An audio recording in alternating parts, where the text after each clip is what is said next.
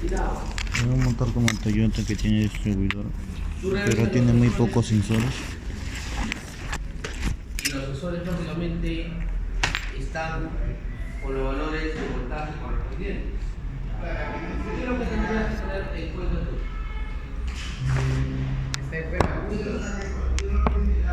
¿Cuál es el punto? Ya. Revisas tú el punto y el punto está correcto.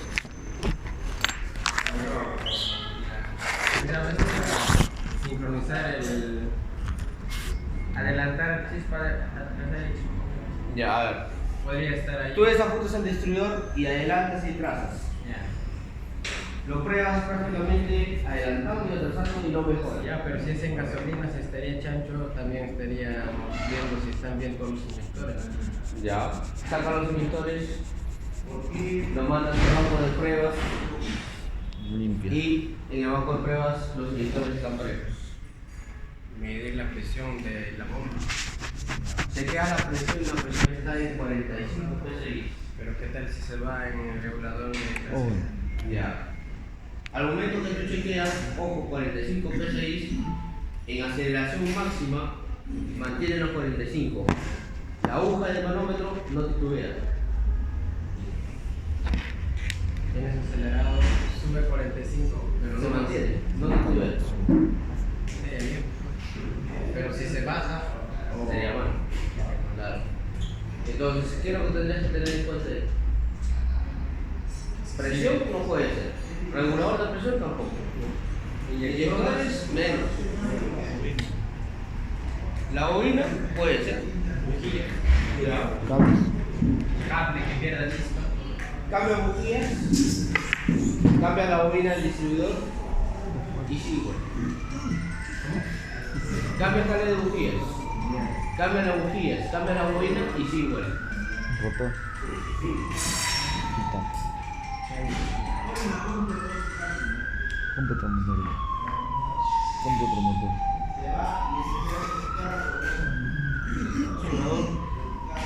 Pero siempre y cuando que las alimentaciones también estén completas con los inyectores.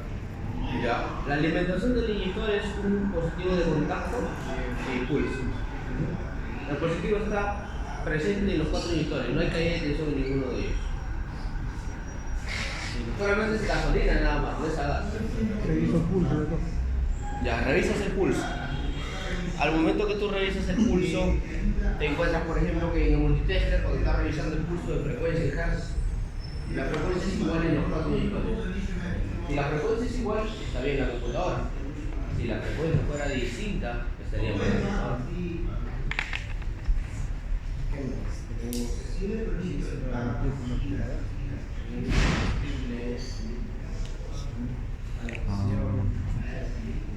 Puede estar el obturador, pero eso se apagaría eso mismo. Claro, limpias el obturador, limpias todo el obturador, la mano de IAC y sí, igual el mar. Duro. Aún vale todo.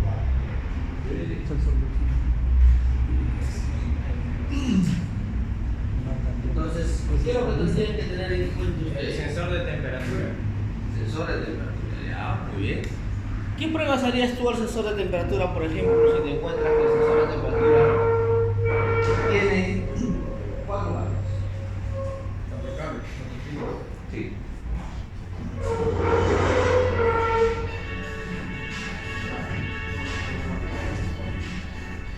Esos no son de los.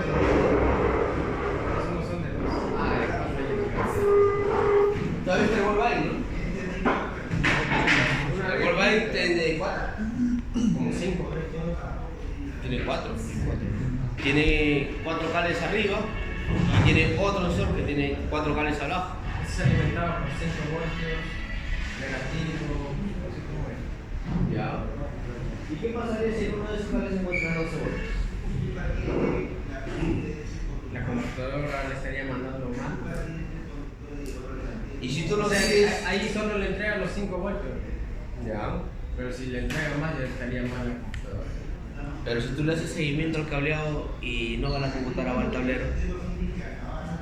El positivo que de 5 voltios. 12 voltios. No, pero le llega a 5 voltios. Claro, hay un 5 voltios, sí. Hay una tierra también. Pero ¿qué pasaría si en uno de esos cables te encuentras 12 voltios? Puede haber un corto, Estoy diciendo ¿Seguro? Es un ferro, ¿no?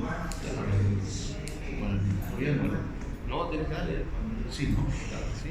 Entonces, antes del refrigerio, media hora o después. Antes que. Para que puedan hacer.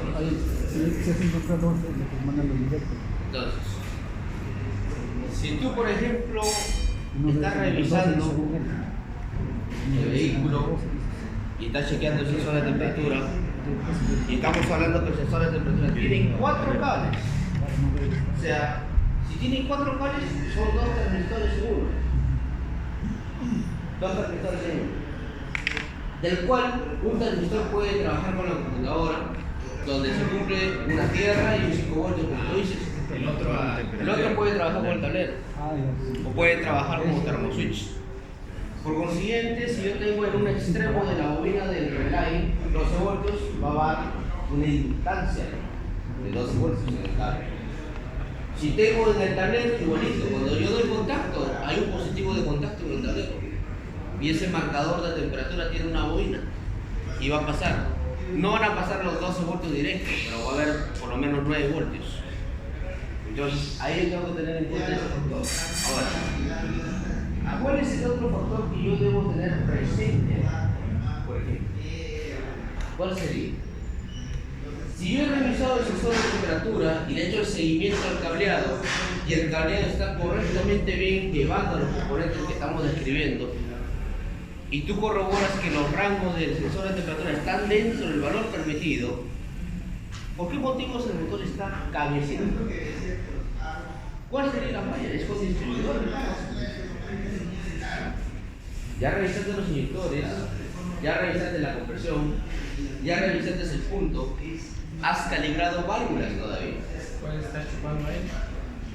Cambiaste todas las mangueras, los zorrines de los inyectores. Pero sigues en ese sitio. Solamente tiene que ver con el sistema de encendido, es un componente nada más.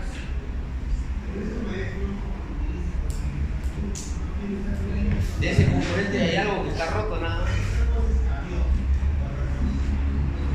¿Cuál sería?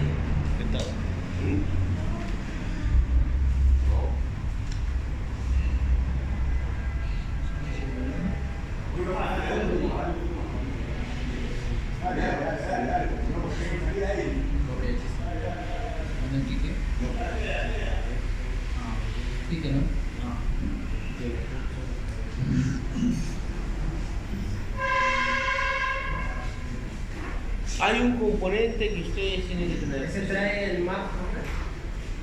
Puede ser el map, ¿sí? Puede ser.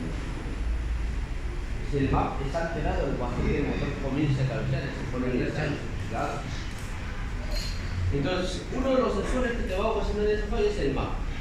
Pero supongamos que el map está bien, está correcto los valores. ¿Qué componente del sistema de encendido, exclusivamente del sistema de encendido, te puede generar la falla? ¿El map? No, del sistema de encendido, solamente del sistema de encendido. No es un sensor, es un componente nada más.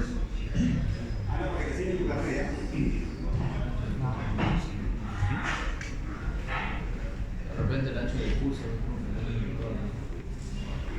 No, pero el pulso tiene la misma frecuencia.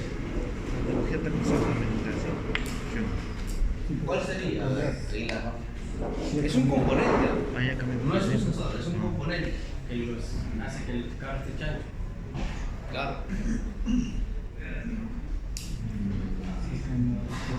Si se rompe algo de ese componente, ya no repara.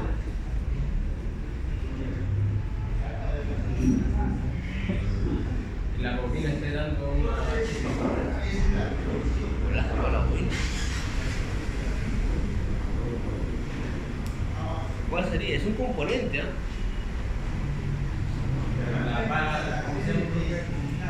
Si la bobina captadora le manda un pulso pobre, sí va. Ya se Si la bobina captadora le manda un pulso por al módulo de La selección, bobina no manda una buena chispa. claro, no va a ser una buena chispa. Pero el detalle está, por ejemplo, que si tú sacas el cable de bujías de cilindro a cilindro, te das cuenta que en 3 cilindros hay chispa y en uno no hay. Y los cables son nuevos. ¿Cómo se llama? El rotor estaría dando bien, pero estaría roto uno de los carbones que están en la parte de arriba. Ese mismo. En el distribuidor arriba donde está un rotor, pero La cada tapa. cilindro llega a un cajón.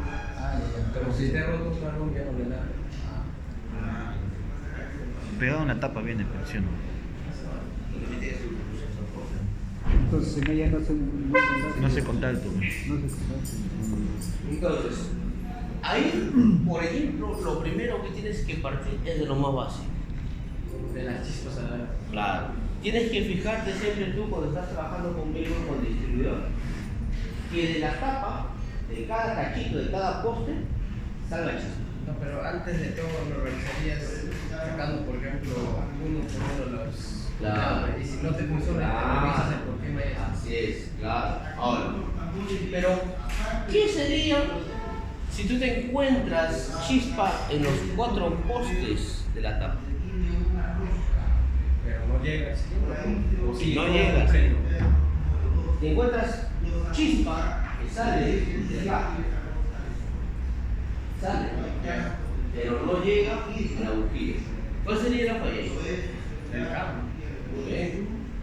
Ahora, ¿qué pasaría si, por ejemplo, tú te encuentras que reparte la chispa, pero una chispa tiene un color distinto, amarillo? Cambias tú el cable del otro cilindro para probar igualito. Por consiguiente, ahí quedas descartando el cable, porque estás probando con el cable del otro cilindro que tenía la chispa azul. Entonces, ¿cuál sería el punto ahí? ¿Sería contaminación del carbón por sulfatación? ¿Sería prácticamente demasiada luz entre el rotor y el carbón que puede producir que la chispa sea débil? Se puede dar el caso. Entonces, en el vehículo ustedes tienen que verificar minuciosamente ciertos detalles. ¿Por qué? Cuando nosotros vamos a trabajar con la válvula IAC, en muchos casos, cuando hay problemas de encendido, no se tiene en consideración el sistema encendido. Nosotros solamente nos fijamos en el tacómetro, que las revoluciones están subiendo y bajando. Y automáticamente podemos decir, no, ese es un problema de la válvula IAC. Y de frente nos vamos a la válvula IAC. Pero resulta que parte de esa falla donde el tacómetro, las revoluciones se alteran, es por consecuencia también de lo que tú me has descrito. Problema de inyectores, mangueras de vacío, fugas de vacío, bobina, inyectores, bujías. Ese es lo primero que tengo que revisar yo cuando tengo las RPMs inestables.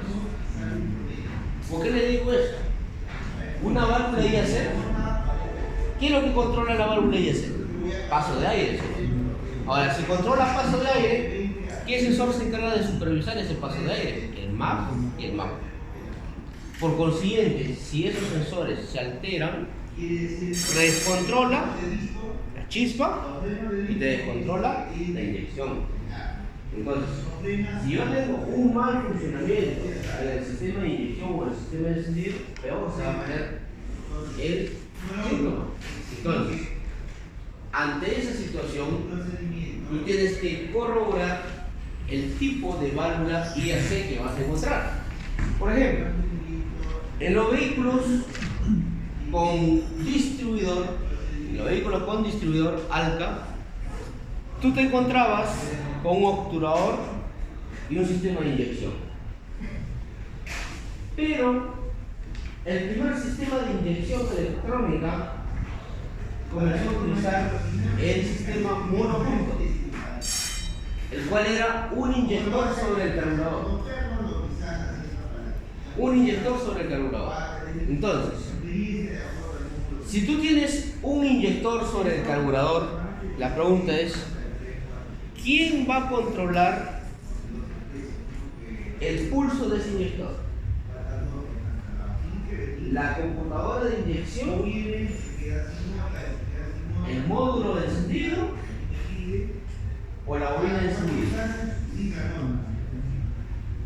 ¿Quién es el que va a controlar el pulso de inyección? Ahí. Primera generación del sistema de inyección.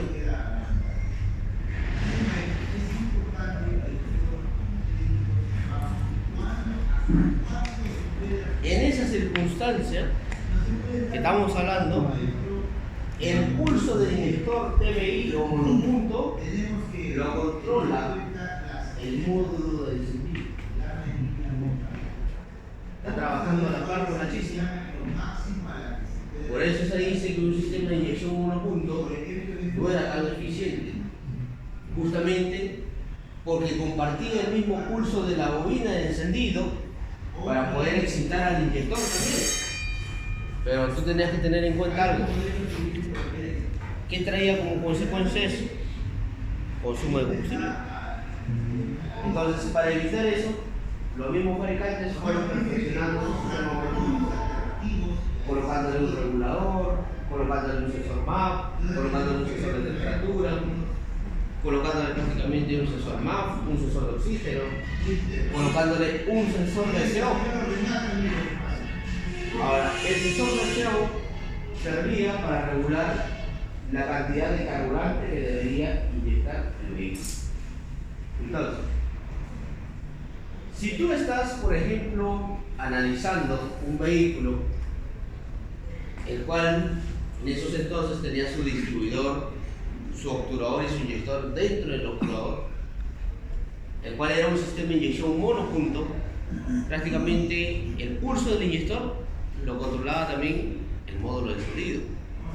Y la computadora de inyección solamente se encargaba de regular el caudal y la cantidad de combustible a inyectar mediante los sensores. Pero con el pasar de los años, ese sistema cambió y pasó a ser el sistema de inyección multipunto, el cual ustedes ven en la mayoría de los motores. Cada cilindro con su inyector. Entonces, si tú tienes ahora un motor con distribuidor y con su inyector en cada cilindro, ojo, ¿cómo tú procederías a diagnosticar un problema de inyección en ese vehículo? ¿Qué es lo primero que tendrías que revisar ante un problema de inyección? Desde lo más básico, ya, revisar la alimentación del inyector y el pulso. Perfecto. Luego de eso, ¿qué tendrías que revisar? ¿La presión de gasolina? Claro, la presión del combustible. Muy bien. Ahora, si la presión de combustible, ojo, si tu presión de combustible tú vas a medir y resulta que en el tanque solamente está la bomba de gasolina, bomba sola, y la bomba sola tiene 45 psi. ¿Esa presión es correcta para una bomba sola, una bomba eléctrica sola? Pues está mal esa presión. ¿Qué dice usted? Está dentro del rango. Una bomba eléctrica. Ya, a ver. Bueno. La presión de bomba de gasolina sola es más de 100. Más de 100.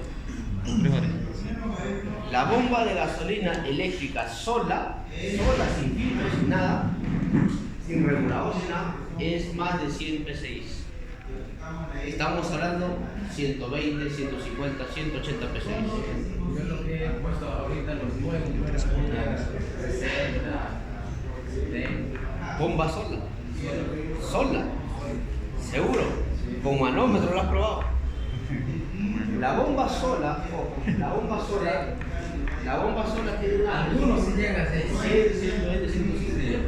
la mayoría de equipos llega a 70 y se traba. Cuando tú trabajas con la bomba, tienes que tener cuidado. ¿Por qué? viene de acuerdo a las presiones que tú indicas. Viene con presiones de 60, 70, 80, en el cual tienes que tener un análisis detallado. ¿Por qué? ¿Qué pasaría si tú estás trabajando con un vehículo de la marca Mazda, motor Ford, o Mazda 3, año 1998, motor Ford, el cual prácticamente el carro no quiere prender, no prende, y tiene la presión que tú me dices, tiene la presión correcta, tienes 60 PSI, 60 PSI de presión de combustible, entre 45, 50, 55 y 60 PSI está dentro del rango correcto de un sistema de inyección. Pero resulta que con esa presión el carro no prende. Yo necesito mandarle más presión y el carro prende y no falla. ¿Por qué sería eso? Entonces, nosotros tenemos que tener en cuenta que van a haber carros que no se va a cumplir lo de la presión de 50-55 PSI. Van a haber carros que requieren prácticamente mayor presión para poder tener mejor caudal. ¿Qué pasaría, por ejemplo, si tú me dices, profe, pero hay presión? ¿Okay? Ahora, la pregunta que te hago es lo siguiente. Si tú tienes presión de 60 y 80 PSI, el cual me dice que está correcto, Para algunos carros. ¿ya? ¿Cuánto tiempo va a demorar en conseguir el caudal para el riel? Para de cero. O sea, Tiempo. claro, mientras más presión yo tenga, en menor tiempo consigo el caudal. Mientras menos presión tenga yo, demoro más tiempo en conseguir el caudal.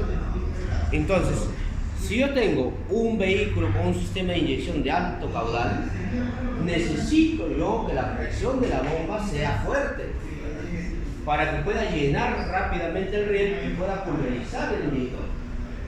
Si no tiene la presión adecuada, ese sistema no va a trabajar bien. Y tú te vas a preguntar, pero yo le he puesto una bomba Bosch, o le he puesto una bomba Hella, le he puesto la mejor, y no me funciona el carro. ¿Qué está pasando? Resulta prácticamente que la bomba, por más marca que le hayas puesto, no reúne la condición de presión para ese sistema. Entonces, cuando tú trabajas con los vehículos, especialmente americanos, tienes que ser bien cuidadoso, porque estos vehículos trabajan con una bomba de engranajes de combustible de alta presión. Es una bomba eléctrica de engranajes, pero de alta presión, y su bomba no cuesta barata. Entonces, si se malogra esa bomba, tú le pones una alternativa, y esa bomba alternativa te cuesta, por ejemplo, 120, 180, la mejor prácticamente, pero te das cuenta que no funciona el carro como debe ser. ¿Por qué? No consigue la presión adecuada. Pues es cierto. ¿Quieres tener presión inclusive? La presión es la que ayuda a conseguir el caudal en el menor tiempo posible. Si yo tengo más presión, el caudal se va a conseguir en el menor tiempo posible. Pero si cuando lo pruebas que arranque, le pones el manómetro directo, y si se va la presión cuando arrancas, que sería Justamente ese es el detalle. Yo pongo el manómetro está en 55 PSI, le doy el arranque y el carro no prende. y se baja el PC. Y se baja el precio. Entonces, ante esa situación, yo agarro, ya no le pongo el regulador, lo mando directo con la bomba sola nada más, con la misma presión de la bomba, y con la misma presión de la bomba prende. Pero si le pongo su regulador de presión, falla. Entonces, ¿qué es lo que tengo que hacer ahí? Cambiar el regulador de presión por uno de mayor capacidad, para que no alivie. Si yo hago eso, voy a conseguir la presión del sistema. Entonces, ante esta situación alta, tú has revisado la presión y te has dado cuenta que la presión ha sido incorrecta. Por consiguiente, has sustituido la bomba. Al sustituir la bomba, has logrado obtener el encendido del motor. Prende el motor. Pero, ¿qué sucede? El motor está en gasolina. ¿Qué harías? Sensor de oxígeno. ¿Ya? Cambias el sensor de oxígeno y sigue igual. ¿Qué pasaría?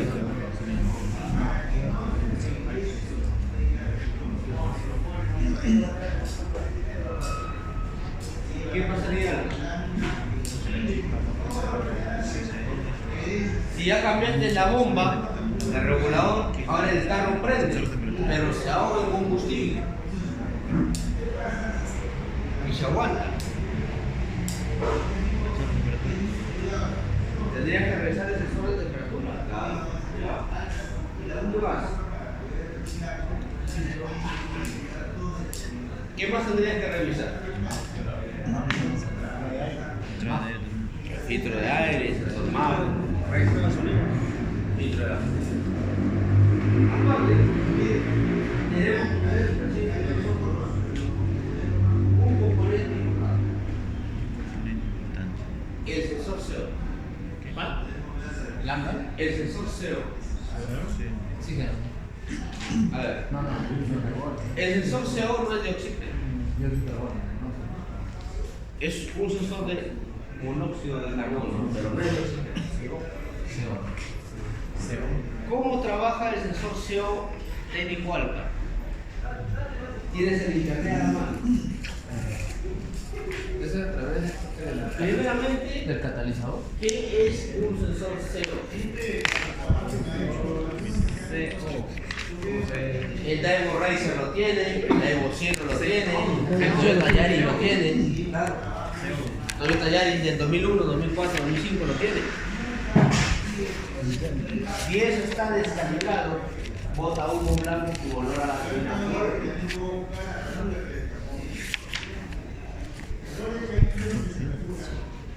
Y eso está vinculado con lo que es la cantidad de aire que debe de ingresar por su válvula y hacer.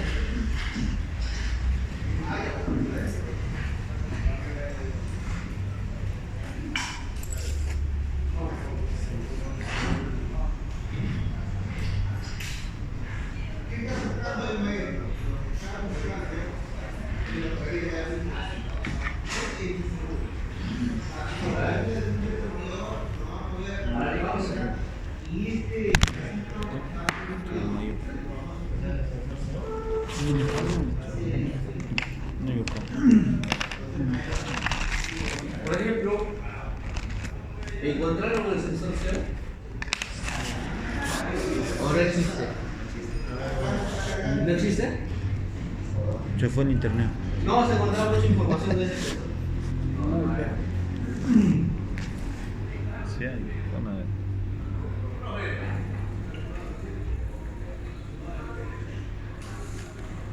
¿Encontraron o no encontraron?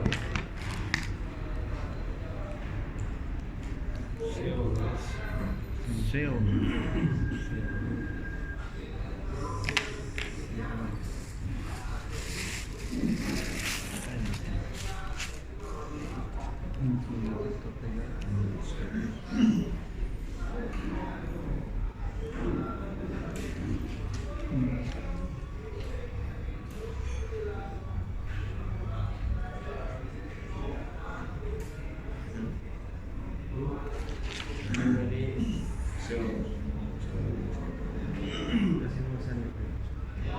Unidad del gas